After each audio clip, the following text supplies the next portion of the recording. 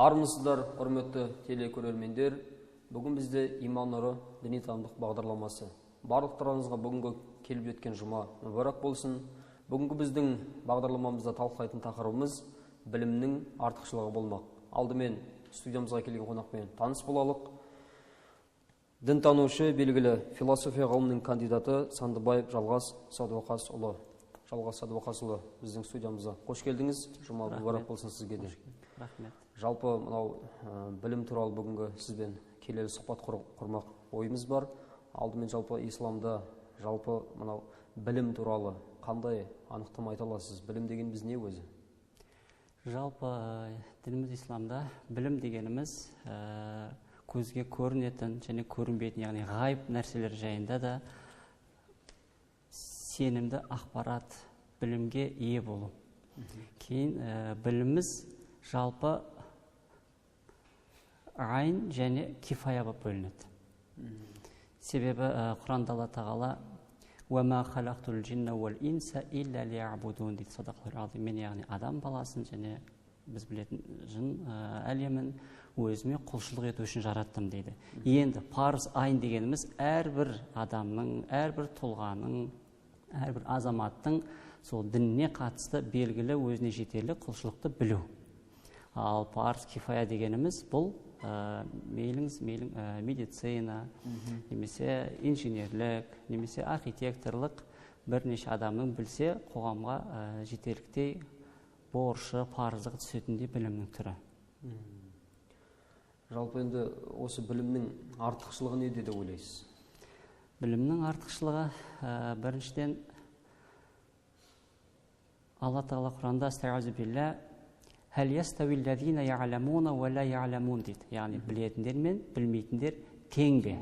Әрине, тең емес. Бұл жерде білім иелерін жоғары қойып отыр.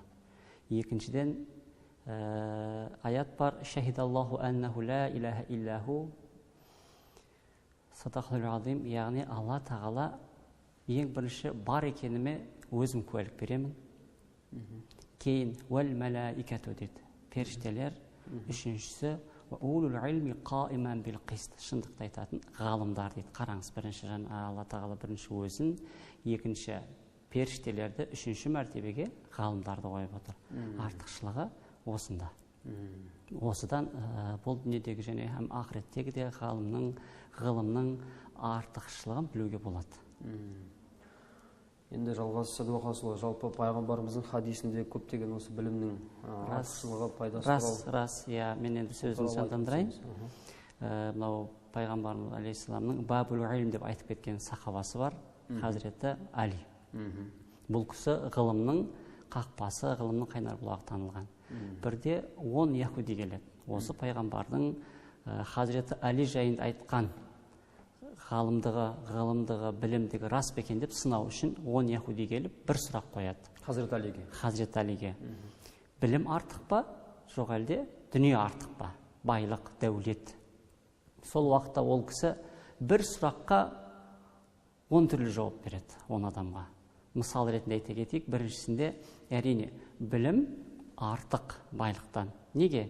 Себебі білімді қорғамайсыз. Білім сізді қорғайды, ал сіз дүниені қорғайсыз. Кейін білім ғылым иесінің досы көп болады, ал тілектеушілер де көп болады, ал байлығы бар адамның оншалықты досы көп бола қоймайды. Кейін барып білім иесіне адам қызға қарайды. Байлыққа адам қызға емес, қызғана қарайды. Осындай бір ерекшеліктерін айтып шығады. Пайғамбарымыздың заманында пайғамбарымыз бір мешітке кірмекші ғой, кіреді ғой. Сол кездегі анау бір хадис есіме түсіп отыр. Сол кезде пайғамбарымыз 2 топ бөлінген, бірақ пайғамбарымыз бір топты сондай жақын өзіне тартқан дейді. Сол туралы. Рас, ондай риуаят бар, хабар бар. Бұл жерде пайғамбар алейхиссалам мешітке кірген уақытта 2 жамағатты көреді. Сол уақытта бірінші жамағатта ғылым, білім алып отқан жамағат болса, екіншісі құлшылық үйреніп жатқан жамағат болады. Сонда пайғамбар алейхиссалам екеуінің қайсысына барады деп ойлайсыз? Ғылым, білім үйреніп отқан жаққа барады. Сонда сахабалар: «Я Расулаллах, айхума афдал, екеуінің қайсысы абзал дегенде, мына топ абзал, мына топ абзал деп құлшылық үйреніп жатқан топқа көрсетеді. Бірақ мен мұғалім болып келдім дейді. Яғни үйретуші болып келдім деп ғылым алып жатқан топқа барады. Енді арабтарда мынадай нақыл сөз бар. Кәда муаллим ән якуна расулян. Мұғалім, яғни біздің тілімізде айтқанда ұстаз, пайғамбар болуға шақ қалды дейді. Неге? Пайғамбардың міндеті не? Халықты, қоғамды, үмбетті жақсы нәрсеге шақыру, жаманнан қайтару, тыю, яғни жақсылықты үйрету. Дәл сол сияқты ұстаздың да міндеті сол. Жас баланы тұлға ретінде қатайтып, қоғамға салған уақытта, жіберген уақытта жақсының жаманды үйрету мақсаты болғандықтан, бұны да арабтар пайғамбарға теңеген. Яғни ұстаздық мұғалімдік жағынан. Сол себепті ұстаз дегеніміз пайғамбар болуға шақ қалды деген риwayat бар. Яғни айтайын дегенім, пайғамбар алейхиссалам ұстаз ретінде келгендіктен ғылым және білім алған топты таңдайды. Ал осы талқылап отқан біліміміздің пайдасы қандай да? Рас, кез келген нәрсенің әрине оңды пайдасы бар. Бұлай қарасаңыз, жалпы дінде ақырет дейміз және дүние дейміз. Бұл ғылымның, білімнің адамға ақыретті де, һәм дүниеде бір пайдаға, сосын не десеміз, лайықты өзінің өміріне құрмет тұтатындай дүние береді. Мысал алайық. Пайғамбардың мынадай хадис келеді. Янқату амалу бани адам илля салас. Яғни адам баласы бұл дүниеде тіршілік қылғаннан кейін жақсылығы бар, жамандығы бар, дәптерге жазылып жатады. Қайтыс болған уақытта янқату амалу бани адам, барлық амалы тоқтап қалады. Яғни Әзірейіл келіп, былай айтқан уақытта қайшымен барлық амалын жіптерін қырқады екен. Илля салас, үшеуі ғана қырқа алмайды. Үшеуі ғана жүріп ақыретке дейін барып тұрады.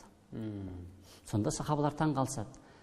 Уәмәхия я Расулаллах, о Алланың елшісі, Әзірейілдің өзі қырқа алмаған, ақыретке сен жүріп тұратын, неткен үш амал дейді. Сонда біртіндеп сайып көрсетеді пайғамбарымыз. Әл-ауалуху садақатун жариятун. Яғни жүріп тұратын садақа. Біз оған тоқтамай қояйық. Екіншісі ғилмун юнтафа бихи. Өзінен кейін басқаларға пайда беретін білім қалдырып кетсе деген. Яғни бұл жерде білім алынып тұр. Үшіншісінде енді ятруку валадан салихан ядулаху, өзіне мінәжат етіп отыратын тұяқ қалдырып кетсін дейді. Енді бізге керегі екіншісі еді. Яғни бұл ақыреттікте, дүниеде әрі қарай жалғасып тұратын бір мол пайдасы бар қазына екен. Керемет. Енді жалпы бұл білім деген үлкен тақырып, біз талқылап отырғанбыз.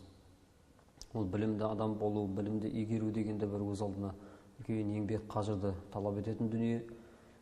Жалпы адам бәрін біліп тумайды.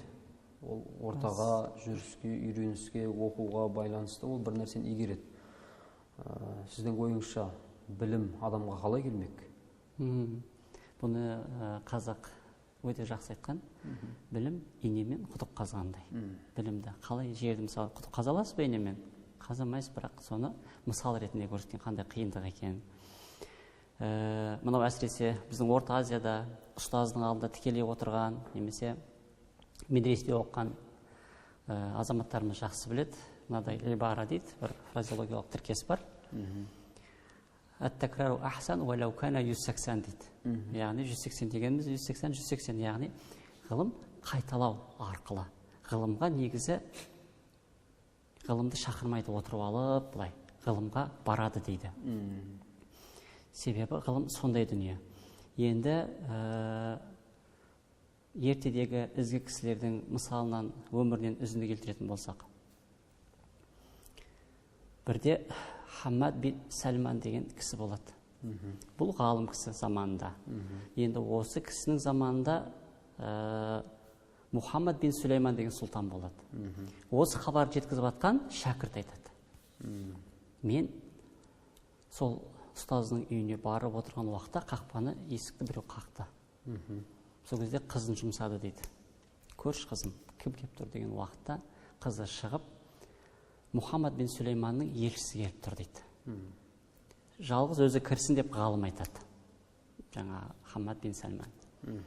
Кірген уақытта әлгі енді өзінің тиісті сәлемдемесін береді. Патшаның бір мәселесі бар еді, сізді шақырып жатыр деген уақытта ғалымның сөзі: ертеде ғалымдарды көрдім, ғалымдар бармайды, ғалымдарға келеді, себебі біз білімбіз дейді.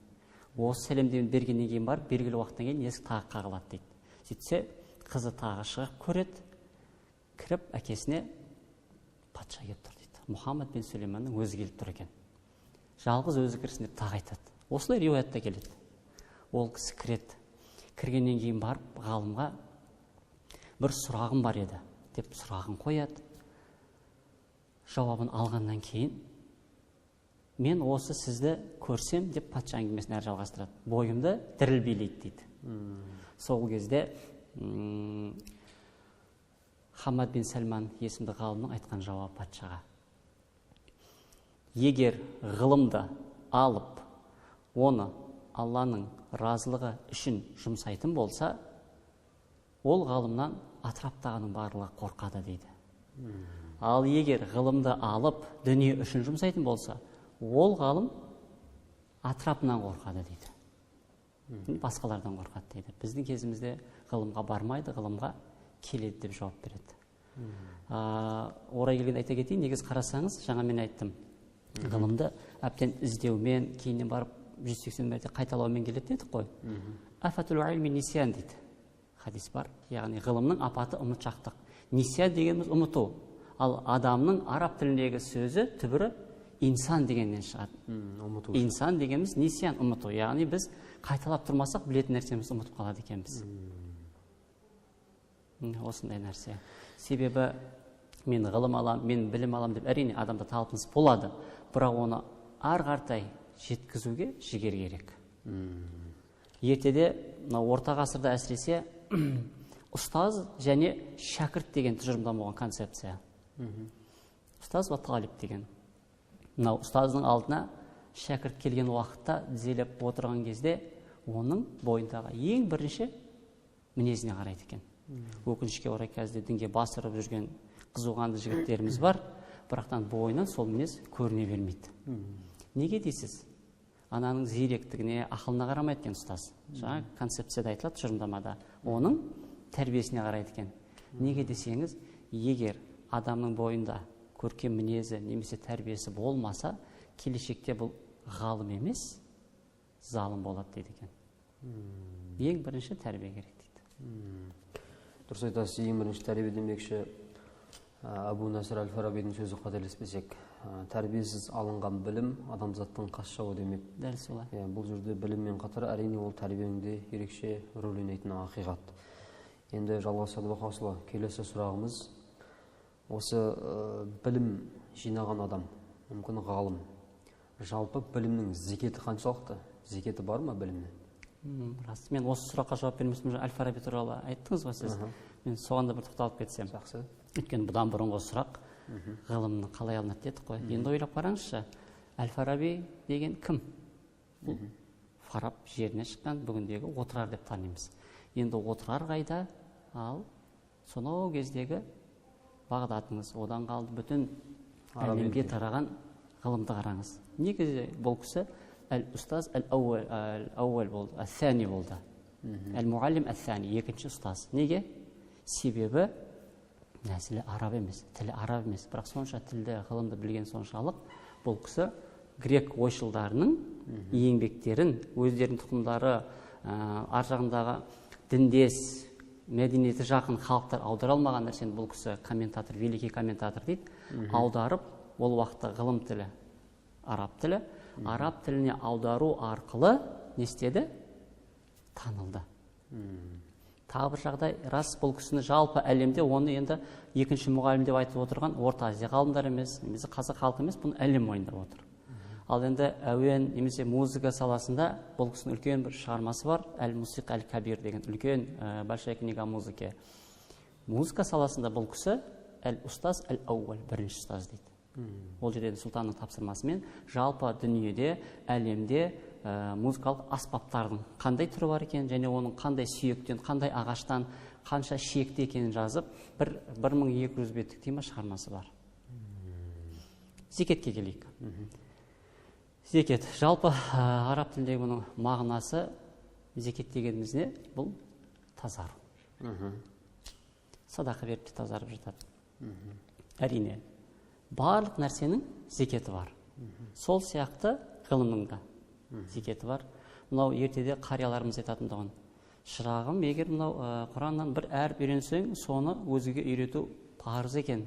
Сен жасырып қалма деп айтатын. Міне, зекет дегеніміз осы.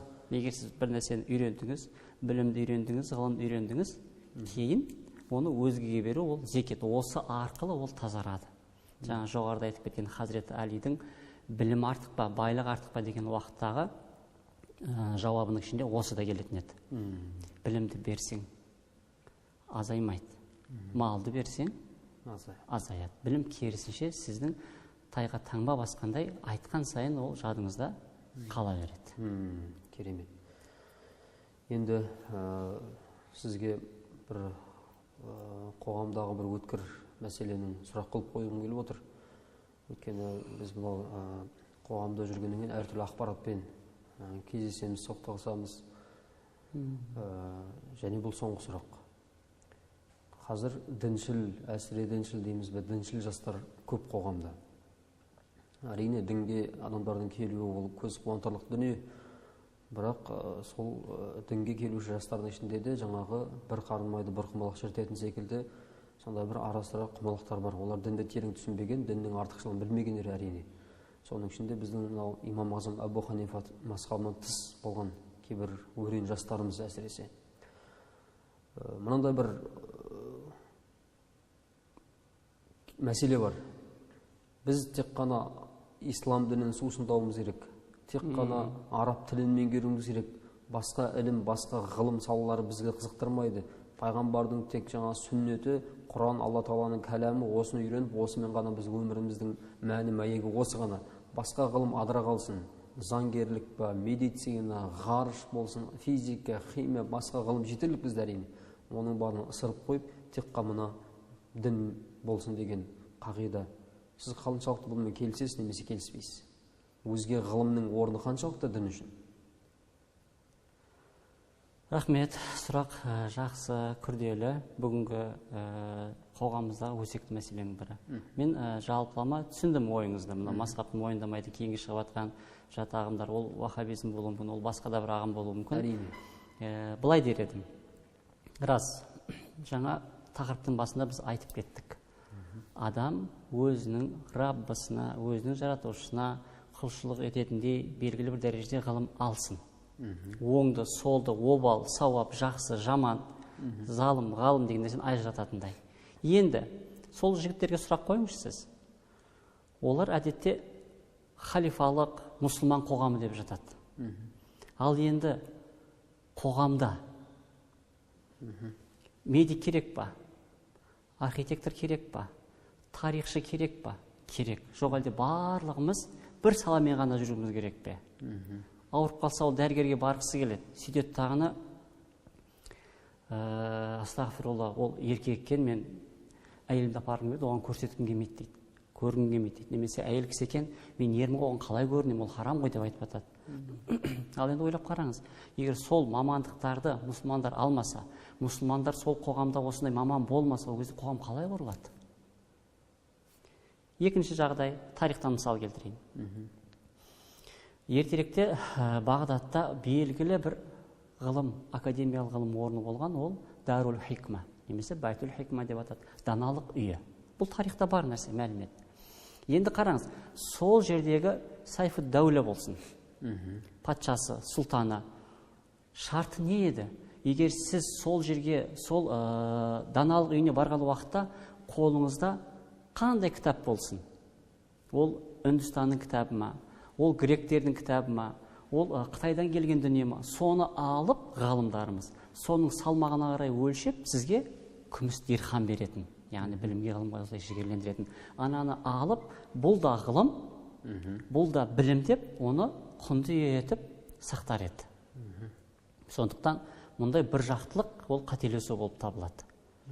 Себебі Раббым әркімді санасын, өзінің икемдігін түрлі қылып жаратқаннан кейін әркім түрлі мамандық алғысы келеді. Бұл өмір, бұл қоғам. Бұл қателік болады. Егер бір жақтылықпен ғана, жоқ мен тек қана араб тілін аламын, немесе тек қана мен дінді ғылым зерттеймін, жақсы тереңдеу зерттесін, бәлкім саласы болатын шығар. Бірақ өзге салаға кеткісі келіп тұрған, өзге нәрсені үйренгісі келіп тұрғандарға еш уақытта бөгет болу ол қате. Осылай деп айтар едім. Ендеше сізге осындай уақыт тауып біздің бағдарламаға келіп, білім тақырыбында ой қозғағаныңызға алғыс айтамыз, көптен көп рахмет. Алдағы уақытта осы білім саласында, дін саласында қаламыңыз ұшталып, қызмет қылып жүре беріңіз дейміз. Құрметті көрермендер, осымен бізге берілген уақыт өзінің мәресіне келді. Бүгін бізде студияда қонақта болған белгілі дінтанушы, философия ғылымының кандидаты Сандыбаев Жалғас Садуақасұлы болатын. Пайғамбарымыздан бір хадис келген екен. Қызғануға тұрарлық екі адам бар дейді. Оның бірі, яғни байлықты беріп, байлық иесі болып, оны Алла жолында жұмсаса. Екінші қызғануға тұрарлық адам ол білімді адам, білімін алып өзгеге үйретуші деген. Сондықтан да барлығымыздың біліміміз, іліміміз артқан мұсылмандардың қатарынан болайық ағайын. Тағы да кездескенше аман сау болыңыздар.